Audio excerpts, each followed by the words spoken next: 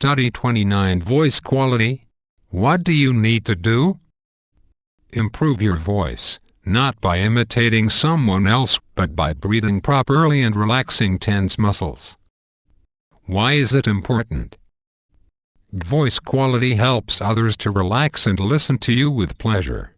Poor voice quality interferes with communication, and it may frustrate both the speaker and the audience.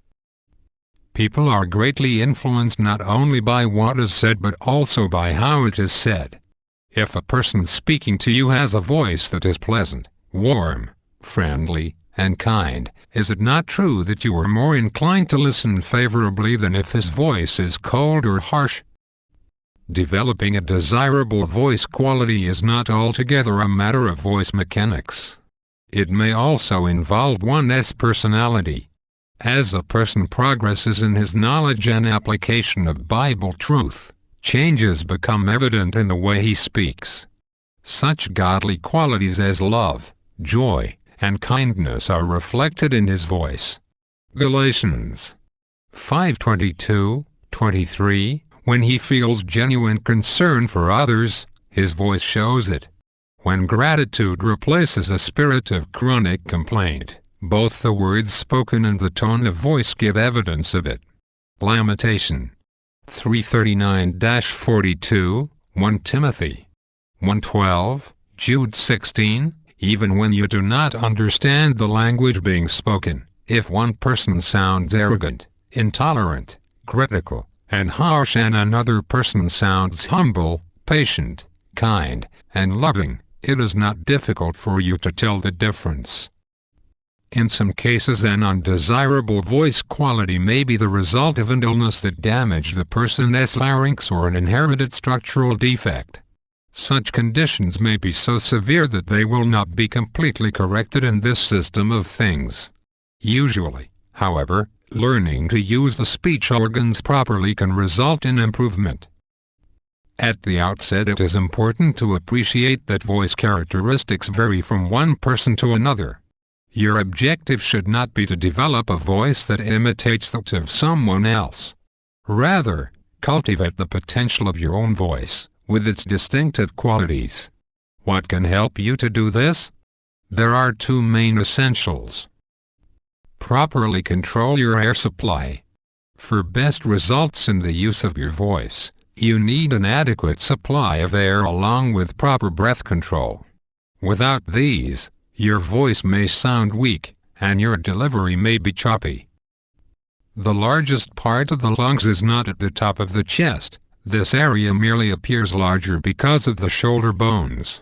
Rather, the lungs are widest just above the diaphragm. Attached to the lower ribs, the diaphragm separates the chest from the abdominal cavity. If you fill only the top portion of your lungs when you inhale, you will soon be out of breath.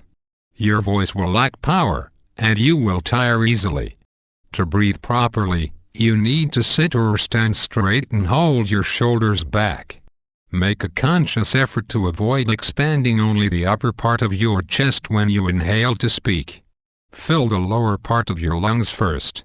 When this part fills, the lower part of your rib cage will expand sideways.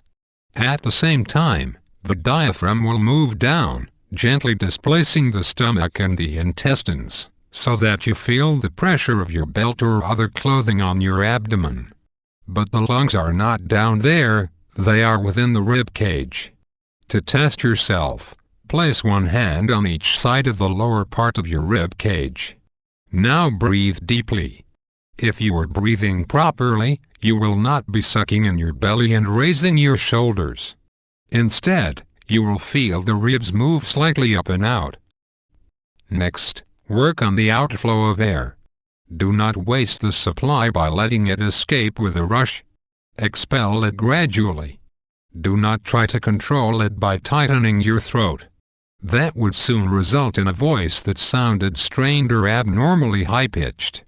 Pressure from the abdominal muscles and from the intercostal muscles, between the ribs, expels the air, while the diaphragm influences how quickly it is expelled. Just as a runner trains for a race, so a speaker can develop proper breath control by exercise. Stand erect with shoulders back, breathe so as to fill the lower part of the lungs, and gradually exhale while slowly and smoothly counting as high as you can on a single breath. Then practice reading aloud while breathing in the same manner. Relax tense muscles. Another essential for good voice quality is this: relax. It is really amazing what improvement you can make by learning to relax when speaking. The mind as well as the body must be relaxed, for mental tension causes muscular tension. Relax mental tension by getting the right view of your listeners. If these are people that you meet in the field ministry, remember that even if you have studied the Bible for only a few months, you know valuable things about Jehovah's purpose that you can share with them. And you are calling on them because they need help, whether they realize it or not. On the other hand, if you are speaking in a kingdom hall, most of those in your audience are Jehovah's people. They are your friends, and they want you to succeed. No people on earth faced such a friendly and loving audience as we regularly do. Relax the throat muscles by focusing your mind on those muscles and consciously making them less tense. Remember that your vocal cords vibrate when air passes them. Voice tone changes as the throat muscles tighten or relax, just as the tone of a guitar string or a violin string changes when it is tightened or loosened. When you relax the vocal cords, the tone lowers. Relaxing the throat muscles also helps to keep the nasal passages open, and this will have a definite effect on the quality of your voice. Relax your entire body: your knees, your hands, your shoulders, your neck. This will contribute to the resonance needed to give your voice carrying ability. Resonance is produced when the entire body acts as a sounding board, but this is hindered by tension. Voice tone, which is produced in the larynx, reverberates not only in the nasal cavities but also against the bony structure of the chest, the teeth, the roof of the mouth, and the sinuses. All of these can contribute to the quality of resonance. If you place a weight on the soundboard of a guitar, the sound will be deadened. The soundboard must be free to vibrate if it is to resonate properly. So, too, with the bony structures of our body, which are held firm by the muscles. With resonance you will be able to modulate your voice properly and express shades of feeling. You will be able to reach a large audience without straining your voice. How to improve. Cultivate the qualities of a Christian personality. Practice breathing properly, filling the lower part of your lungs. When speaking, relax your muscles: your throat, your neck, your shoulders, your entire body. Exercises. 1. For a few minutes each day for a week, practice breathing in such a way that you fill the lower part of your lungs. 2. At least once a day for a week, consciously relax your throat muscles as you speak. How speech is produced. The basis of all vocal sounds is the column of air that you send up from your lungs. The lungs act as bellows that push air through the windpipe into the larynx, or voice box, which is in the middle of your throat. Inside your voice box, on opposite sides, are two tiny folds of muscle called vocal cords. These are the main sound producers. These folds of muscle open and close the air passage through the larynx to let air in and out as well as to keep unwanted objects out of the lungs.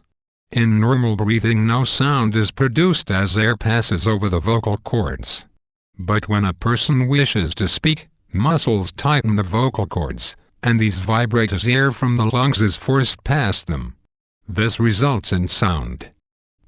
The tighter the vocal cords are stretched, the faster they vibrate and the higher the tones of the sounds produced. On the other hand, the more relaxed the cords, the lower the tones. After leaving the larynx, the sound wave enters the upper part of the throat, called the pharynx. Then it passes into the mouth and nasal cavity.